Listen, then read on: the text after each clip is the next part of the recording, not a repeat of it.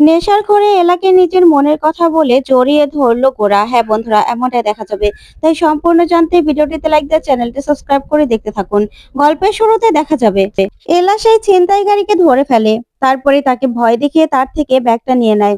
তখনই এলাকার লোকজন সবাই চলে আসে। তখন এলা বলে, ওই তো কাকু ওই চলে যাচ্ছে। তারপরে এলা সে ব্যাগটা নিয়ে নেহার কাছে আসে। ওইদিকে নেহা দাঁড়িয়ে আছে। তখনই এলা বলে, নাও তোমার ব্যাগটা নাও। তখন তো নেহা খুব খুশি হয়ে যায় আর বলে, সত্যি তোমাকে কি বলে যে ধন্যবাদ দেব। তখন এলা বলে, না না, কি বলছো? আমরা তো লজ্জিত হলাম আজকে যে আমাদের পাড়ায় এসে তোমার সঙ্গে এরকম একটা ঘটনা ঘটলো। সত্যি আমরা দুঃখিত। তখন নেহা বলে, না কি যে বলো না তুমি। সত্যি এই পাড়াতে না আসলে তোমার মতো মানুষের সঙ্গে আমার তো পরিচয় হতো না। তোমার সঙ্গে পরিচয় হয়ে আমার খুব ভালো লাগছে, বিশ্বাস করো। এই পাড়াতেও যে এত ভালো একজন মানুষ আছে সেটা তো আমি জানতামই না। তখন এলা বলে, কি যে বলো না, তুমিও না খুব ভালো।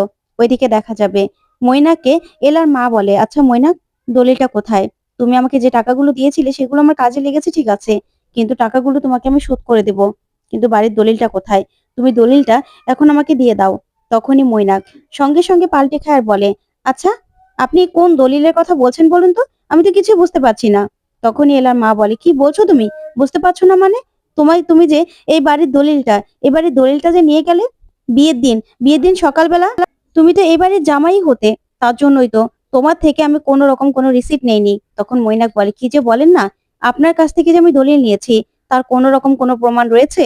আমি তো কোনো দলিল টলিল নেইনি। আপনি হয়তোবা ভুলে গেছেন। তখন এলার মা চমকে যাওয়ার বলে, কি বলছো মৈনাক তুমি?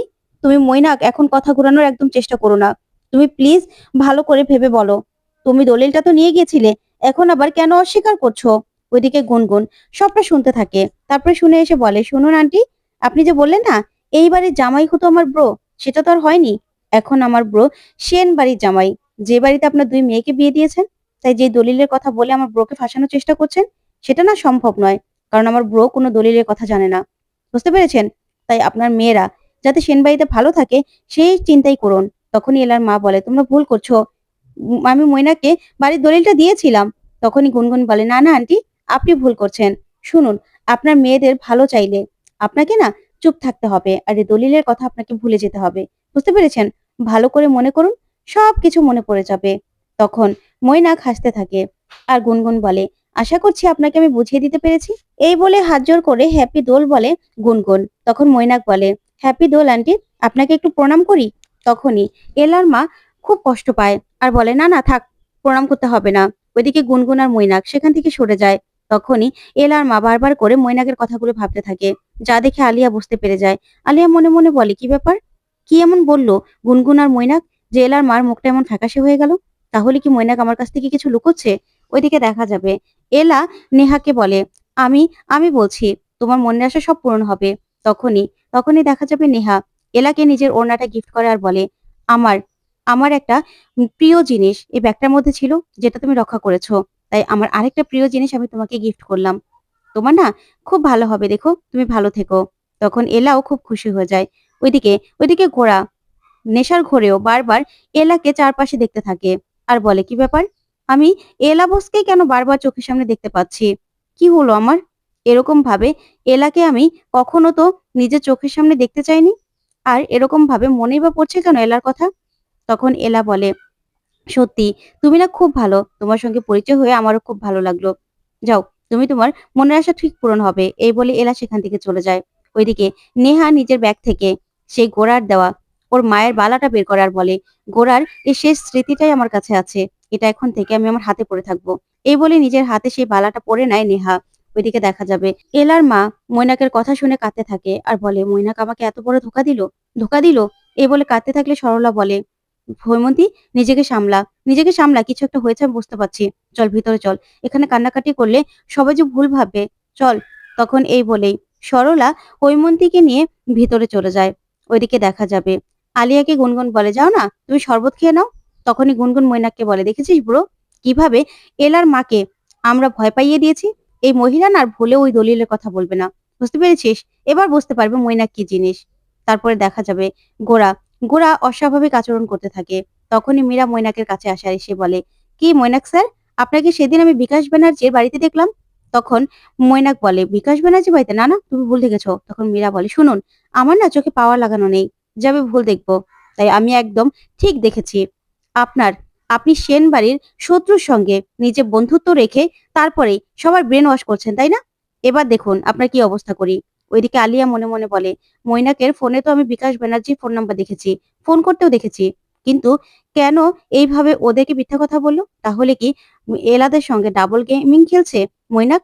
ওইদিকে গোরার অবস্থা দেখে মৈনাক মনে মনে বলে, এই তো নেশা চড়ে গেছে, নেশাটা আরেকটু গাঢ় করে দিতে হবে। এই বলে আরেক গ্লাস শরবত নিয়ে আসে আর বলে, গোরা এই শরবতটা খেয়ে নে। তখন গোরা বলে, না খাবো না। তখন মৈনাক বলে, রাগ করিস না তো, খেয়ে নে, ভালো লাগবে।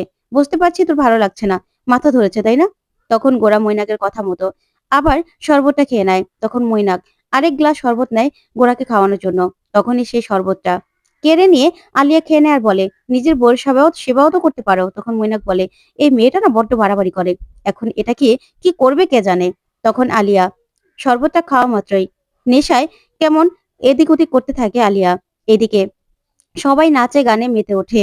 তখন দীপ্ত দীপ্ত মেঘনাকে নিয়ে আসে নাচার জন্য, কিন্তু কিছুতে মেঘনা নাচে না। ওইদিকে ঐশী মনে মনে বলে, ভাগ্যিস এই ক্যারেক্টারলেস লোকটার সঙ্গে আমার বিয়ে হয়নি। যা হয় ভালোই হয়, আমার বোকা বরটাকে এবার আমার ক্রেপে আনতে হবে, ওকে আমার মতো করে গড়ে তুলতে হবে। তারপর দেখা যাবে এলা বাড়িতে আসে। তখন মীরা বলে, দিদি তুই কোথায় গিয়েছিলি বলতো? তোকে তো এই কখন পাঠিয়েছিল। তখনই এলা বলে, আসলে মিস্টার সেন না গজা খেতে খুব পছন্দ করে, তাই গজা আনতে গিয়েছিলাম। তখনই গোরাকে দেখে তাকিয়ে থাকে এলা। তখন মীরা বলে, বাবা, হিরোর মতো এন্ট্রি নিয়েছে দেখ তোর বর। তখন গোরা তাকিয়ে থাকে এলার দিকে আর এলাকে এলাকে কাছে টেনে নেয়। কাছে টেনে নিয়ে নাচ করতে থাকে। তখন এলাও গোরার সঙ্গে নাচতে থাকে। তারপরে গোরা কতগুলো আবির নিয়ে এলার মুখে মাখিয়ে দেয় আর বলে, হ্যাপি হোলি। তখন এলাও এলাও গোরাকে রং লাগায়। ওইদিকে সবাই এই কাণ্ড দেখে খুব খুশি হয়ে যায়, কিন্তু মৈনাক মৈনাক প্রচন্ড ভাবে রেগে যায়। তখন গুনগুন বলে, এটা কি হলো ব্রো, তুই ওদের দুজনকে আলাদা করতে গিয়ে এ তো দেখছি একসাথে করে দিলি। এবার এবার কি হবে, দেখ দুজন একদম মিলে গেল। তখনই মৈনাক মনে মনে বলে, আমি তো ভেবেছিলাম যে গোরা নেশার ঘোরে হয়তোবা নেহার কথা বলে দেবে, কিন্তু এখন তো দেখছি ও এলাকেই পছন্দ করতে শুরু করেছে। ওইদিকে দীপ্ত দীপ্ত আবির নিয়ে মেঘনাকে বলে, মেঘনা, আজকের দিনে আমরা নতুন করে আবার সবটা শুরু করব। এই বলেই মেঘনাকে রং লাগিয়ে দেয়। তখন মেঘনা ও দীপ্তকে রং লাগিয়ে দিয়ে বলে, হ্যাপি হোলি। ওইদিকে দেখা যাবে আলিয়াকে লেং মেরে ফেলে দেয় মৈনাক আর বলে, এমা আলিয়া, তোমার লেগেছে? তখন আলিয়া বলে, পাটে একটু মেসেজ করে দাও না। তখন মৈনাক বলে, এখানে? তখন আলিয়া বলে, হ্যাঁ, বউয়ের সেবা যত্নও তো করতে পারো।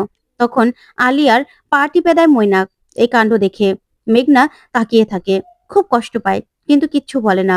ওইদিকে দেখা যাবে সবাই সবাই নাচ করতে থাকে, খুব আনন্দ করতে থাকে, কিন্তু গোরা আর এলা দুজন দুজন দুজনের সঙ্গে খুব ভালো সময় কাটাতে থাকে।